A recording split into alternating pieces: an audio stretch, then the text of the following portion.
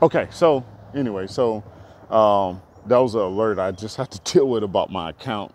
Had a check that go through, a large check that go through that they were like, hey, is this fraud? And it was gonna, you gotta jump on those things too, because they'll shut down your account. Um, okay, so let's see here. You get these signs and you got to take these signs and really, so now I'm throwing all these resources at it, right? Now, the resources I'm throwing at it is costing me money, okay?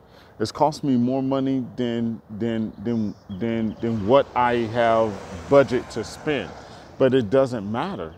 Why? Because I'm trying to avoid issues happening in the future. I'm trying to protect the contract that I have.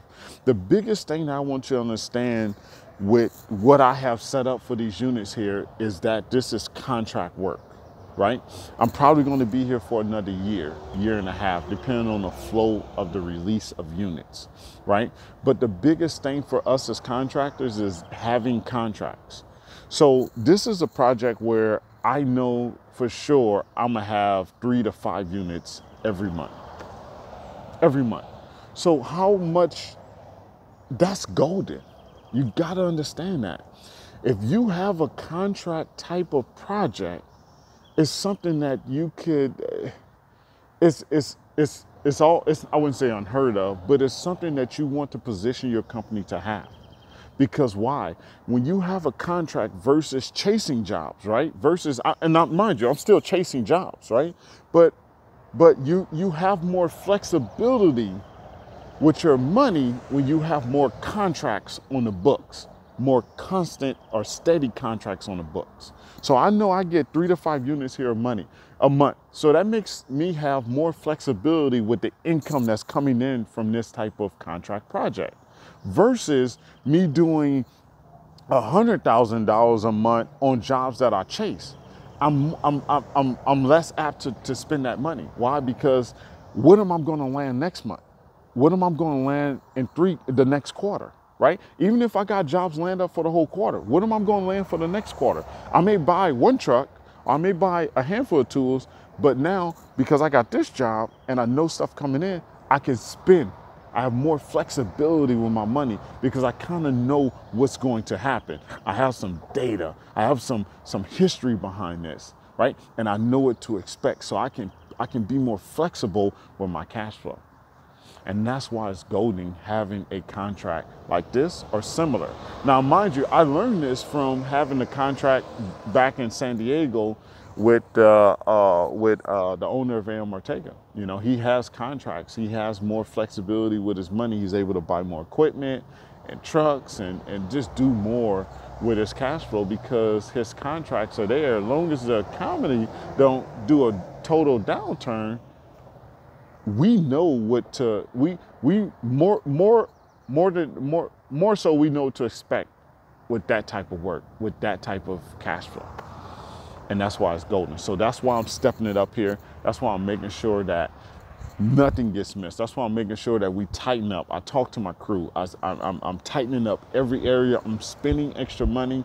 I don't care. I don't care if I make less. It doesn't matter because it's not even at the point where I'm going to lose the contract, but I don't even want it to happen at all.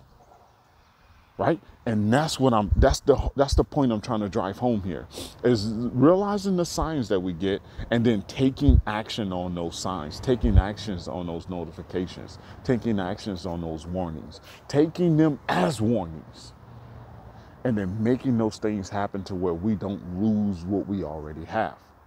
Now, to not lose it, that means that you're going to have to sacrifice more time, right? Now I'm here more often. I'm here to the end of the month. So those other projects, they haven't made it above this a priority line. This is set to new priority line. So I'm here. I'm here every day. Throughout the whole day, I do all my paperwork here, and I'm just here. I'm making sure shit gets done, and I'm here, and I'm present, and they see me here. So those other projects, I'm making sure that my project managers and the supervisors I have there, they understand that they need to take care of that. And I need to give them the right tools to where they're successful and I'm not losing in the end on those. And I got some other projects starting up. So, you know, it's great. It's good. It's not in danger, but I definitely don't want to get those projects into the red, not financially into the red, as far as losing any project in the red. So you gotta look at those signs. You gotta pay attention to those signs, especially with homeowners, customers, when they start complaining, when they start having issues, or even before that, they just, hey, what about this? Hey, you know, I didn't get a response from you. Hey, and you see it start piling up, you need to step it up, and you need to start taking the initiative to bat all that negativity down before it gets to something else. And that's the problem here, is the communication, right? How we communicate, how we recognize different signs to deal with different issues, so things will not become an issue. Let me say that, you know? So that's the position I'm in. I'm in to not making issues, or not making complaints become issues, right? I want to try to head that off. And if it's already an issue, I don't want it to get any further than that. So I'm putting all my resources. You have to sacrifice that. You have to put that time and effort into it, so you can save face, so you can make sure you keep everything on track, so you can make sure you have everything that you need to have in place, and keep it in place, and make money. And that's all I want to say. Pay attention to the signs. Make sure we don't lose any contracts. Make sure we understand that what's at stake here. Make sure we understand that whatever's being brought up, that it doesn't lead into an issue, doesn't lead into a problem, doesn't lead to something that's going to disrupt our business. And we want to head that off, and we want to be ahead of that. And that's the part about being an owner. You can see that, you have foresight, and you catch that before it becomes anything else. So I'm gonna let you go with that, my construction entrepreneurs.